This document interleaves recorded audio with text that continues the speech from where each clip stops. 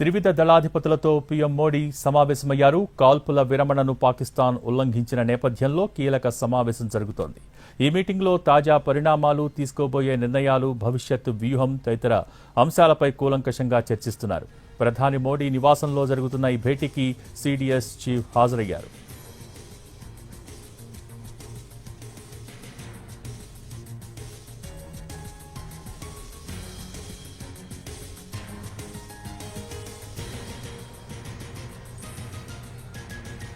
త్రివిధ దళాధిపతులతో పీఎం మోడీ సమావేశమయ్యారు. కాల్పుల విరమణను పాకిస్తాన్ ఉల్లంఘించిన నేపథ్యంలో కీలక సమావేశం జరుగుతోంది. ఈ మీటింగ్లో తాజా పరిణామాలు, తీసుకోబోయే నిర్ణయాలు, భవిష్యత్తు వ్యూహం తదితర అంశాలపై కూలంకషంగా చర్చిస్తున్నారు. ప్రధాని మోడీ నివాసంలో జరుగుతున్న ఈ భేటీకి సీడీఎస్ కూడా హాజరయ్యారు.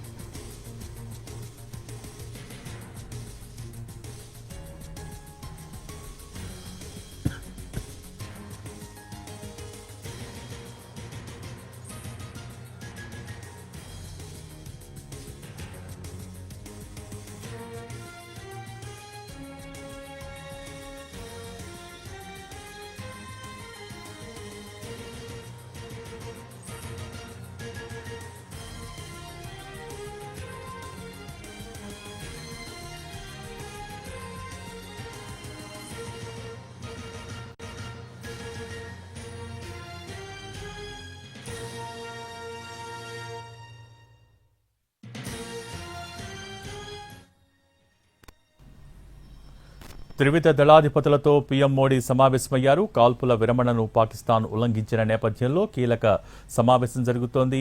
ఈ మీటింగ్లో తాజా పరిణామాలు, తీసుకోబోయే నిర్ణయాలు, భవిష్యత్ వ్యూహానికి సంబంధించి కూలంకషంగా చర్చించబోతున్నారు. దీనికి సంబంధించి పూర్తి సమాచారం మా ప్రతినిధి ప్రసాద్ ఢిల్లీ నుంచి అందించేందుకు లైవ్లో సిద్ధంగా ఉన్నారు. Prasad, over to you.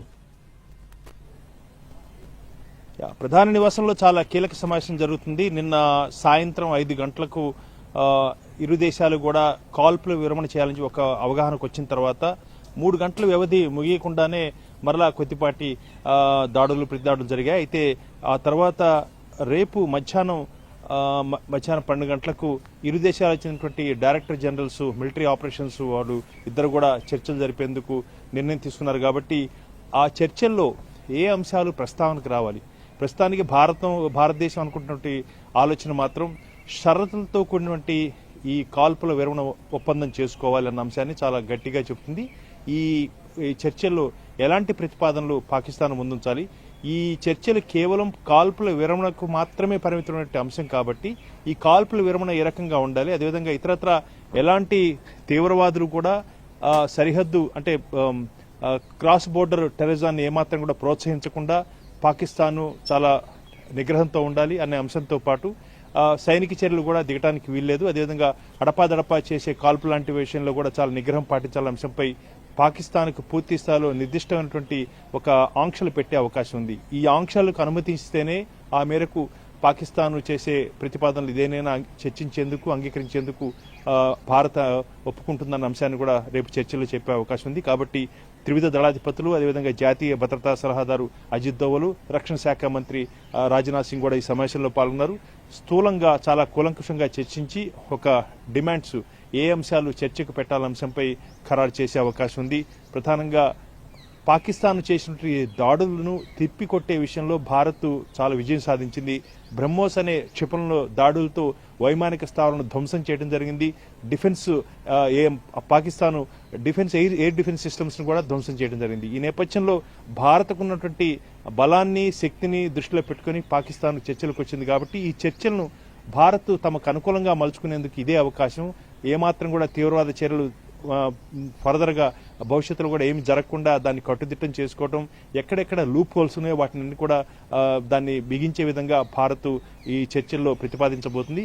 అందులో భాగంగానే ఈ సమావేశంలో అన్ని అంశాలను కూడా చర్చించి Pak director general military operations ముందు Bharat director general military operations ముందుంచేందుకు అవకాశం ఉంది. కాబట్టి ఆ అంశాలను ఖరారు చేసేందుకే ఈ సమావేశం జరగబోతుంది. పైగా ఓవరాల్ గా సిట్యువేషన్ అంతర్జాతీయంగా ట్రంప్ చేసినటువంటి ప్రతిపాదనలు కానీ, అదేవిధంగా ఇతరత్ర రాజకీయంగా కాంగ్రెస్ పార్టీ చేస్తున్నటువంటి ప్రతిపాదనలు కానీ ప్రధాన ప్రతిపక్షం, ఎందుకంటే కొద్ది నిమిషాల క్రితం కాంగ్రెస్ పార్టీ చెప్పింది అఖిలపక్ష సమావేశాన్ని ఏర్పాటు చేయాలన్న అంశాన్ని కూడా డిమాండ్ చేయడం జరిగింది. అదేవిధంగా ట్రంప్ ఈ రకంగా మధ్యవర్తిత్వం వహించడాన్ని కొంతమేరకు ఆక్షేపిస్తున్నారు కొన్ని రాజకీయ పార్టీలు. ఉదాహరణకు ఓవైసీ కూడా దీన్ని ఆక్షేపించడం జరిగింది. ట్రంప్ మధ్యవర్తిత్వం బదులు ప్రధాని మోడీనే స్వయంగా దీనిపై ప్రకటన చేస్తే బాగుండేదన్న అంశాన్ని కూడా ఓవైసీ చెప్పడం జరిగింది. కాబట్టి ఇలాంటి రాజకీయ పరంగా వస్తే అంశాలు, అదేవిధంగా సైనిక పరంగా తీసుకోవాల్సిన అంశాలు, అదేవిధంగా దౌత్యపరంగా తీసుకోవాల్సిన అంశాలు రేపు జరగబోయే చర్చల్లో ఎలాంటి ప్రతిపాదనలు ఉంచాలన్న అంశంపై స్థూలంగా చర్చించి ఒక నిర్ణయం తీసుకునే అవకాశం ఉంది. అందుకనే ఈ కీలకమైన సమావేశం జరుగుతుంది. Okay, thank you Prasad.